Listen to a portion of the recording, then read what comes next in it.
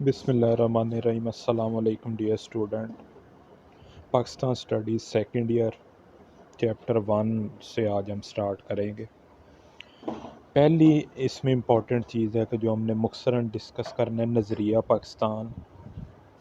تو اس سے ہمیں کلیئر یہ کر لینا چاہیے کہ مملکت خدا آزاد پاکستان ایک ٹھوس نظریے کے تحت بنی،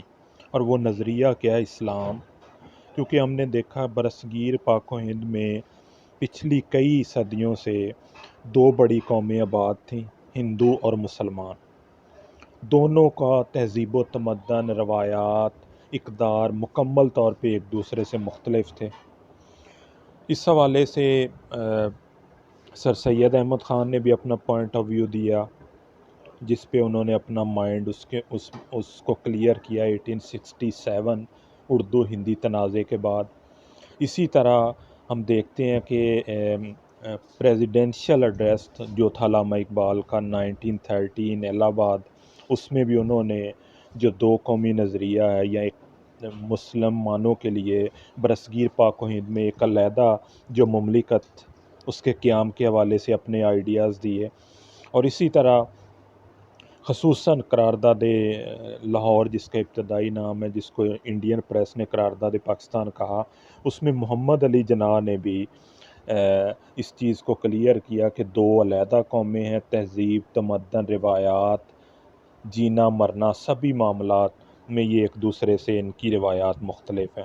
تو اس حوالے سے محمد علی جناح نے کہا پاکستان تو اسی روز عارض وجود میں آ گیا جس دن پہلا ہندو مسلمان ہوا۔ تو اس پہ انہوں نے اپنے مائنڈ کو کلیئر کرنے کے بعد ایک جد و جہد کا سلسلہ سٹارٹ کیا، جس سے جو سلسلہ سے آگے بڑھتا ہوا، اور انہوں نے برصغیر پاک و ہند میں مسلمان جو ان کی قیادت کی صحیح سمت میں، اور ہم دیکھتے ہیں کہ برصغیر پاک و ہند میں دو علیحدہ ریاستیں جو ہیں وہ معرض وجود میں آئیں، یعنی ہندوستان کی تقسیم ہونے کے بعد ہندوستان اور پاکستان دو ریاستیں بنیں۔ اب اس کے بعد اس میں جو امپورٹنٹ نیکسٹ ٹاپک ہے وہ ہے تحریک علی گڑھ۔ تحریک علی گڑھ پہ جب بھی ہم بات کریں گے، ڈسکس کریں گے، تو ہمارے مائنڈ میں یہ چیز کلیئر ہونی چاہیے کہ تحریک علی گڑھ سے مراد ایک ایسی تحریک جس کو لیڈ سر سید احمد خان نے کیا، اور جس کے مقاصد تھے کہ مسلمانوں کو معاشرتی اور تعلیمی لحاظ سے ان کو بوسٹ کیا جائے۔ چونکہ 1857 کے بعد ہم دیکھتے ہیں کہ برصغیر پاک و ہند میں جو مسلمان ہیں وہ معاشی، معاشرتی، تعلیمی ہر لحاظ سے وہ بہت پستی کا شکار تھے،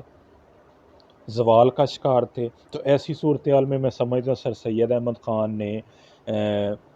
لیڈ کیا مسلمانوں کو صحیح سمت میں۔ ایون حالات یہ تھے کہ ولیم ہنٹر یہ کہتے ہیں کہ جی 1857 کے بعد مسلمان ہونا جرم قرار پایا، مسلمانوں کی جائیدادیں اور جگیریں ہندوؤں اور سکھوں میں تقسیم کر دی گئیں۔ تو جو برٹش ایسٹ انڈیا کمپنی ہے، انہوں نے 1857 کی جنگ آزادی کے بعد اپنا سب سے بڑا جو دشمن جسے ڈکلیئر کیا وہ مسلمان تھے۔ تو ایسی صورتحال میں سمجھتا ہوں سر سید احمد خان نے صحیح اقدام لیے، اور انہوں نے جب بھی بات ہوگی علی گڑھ موومنٹ کی، تو جو پہلے ہم اس کا پرائم آبجیکٹیو کا ڈسکس کریں گے تو وہ ہوگا ٹو ایجوکیٹ۔ تو اس حوالے سے انہوں نے پہلا ان کی پریفرنس تھی کہ جو ایجوکیشن ہے اس پہ فوکس کیا جائے، اور انہوں نے اس حوالے سے پریکٹیکل سٹیپس لیے کہ ہم دیکھتے ہیں کہ جو مراد آباد، غازی پور میں جو مدارس قائم کیے گئے، اور اس کے ساتھ ساتھ ہی 1863 میں ہم دیکھتے ہیں غازی پور میں سائنٹیفک سوسائٹی اس کو بنایا گیا۔ سائنٹیفک سوسائٹی کو بنانے کا مقصد یہ تھا کہ جو ہمارے پاس لٹریچر اویلیبل ہے جو ویسٹرن لینگویجز ہیں ان کو ٹرانسلیٹ کریں لوکل لینگویجز جس میں اردو اور پرشین ہے، تاکہ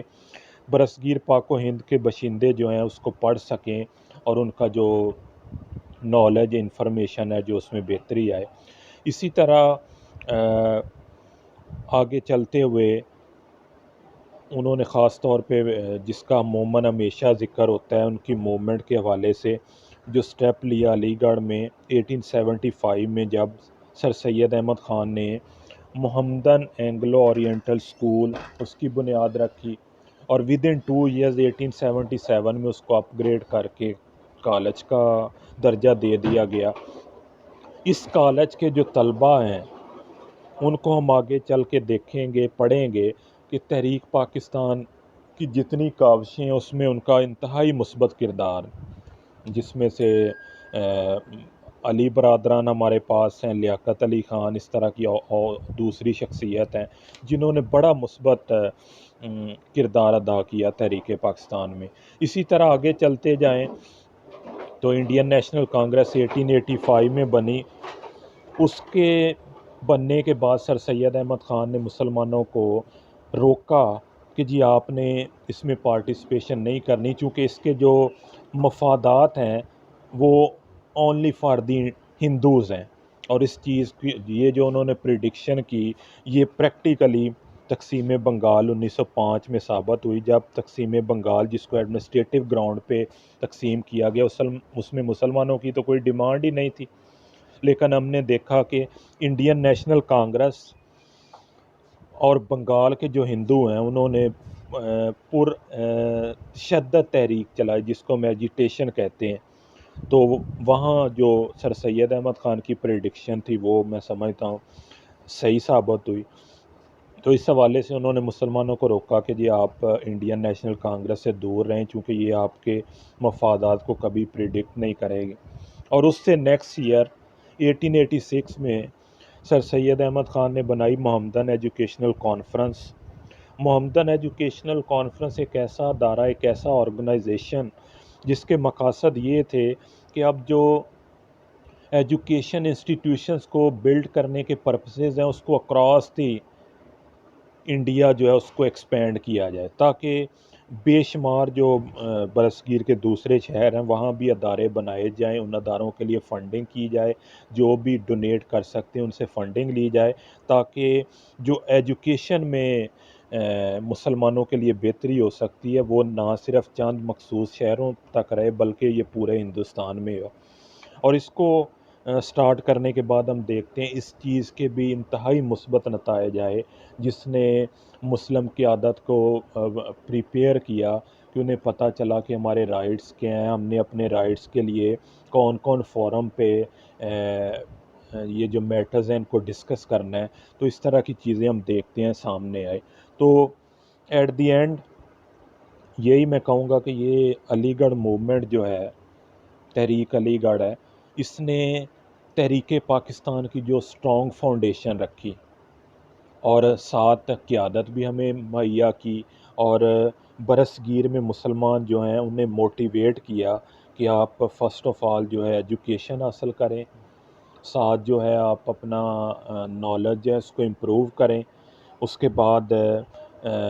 آپ جو ویسٹرن لینگویج ہے یا سائنٹیفک میتھڈز ہیں ان کی طرف جائیں، تاکہ دور حاضر کی جو بھی ریکوائرمنٹس ہیں ان کو مد نظر رکھتے ہوئے مستقبل میں وہ جو بھی اپنے جینون رائٹس ہیں ان کے لیے وہ کوشش کر سکیں اور لڑ سکیں۔ اب اس کے بعد جو نیکسٹ ہوگا اس کو ہم نیکسٹ لیکچر جو ہے اس میں انشاءاللہ ڈسکس کریں گے۔ والسلام۔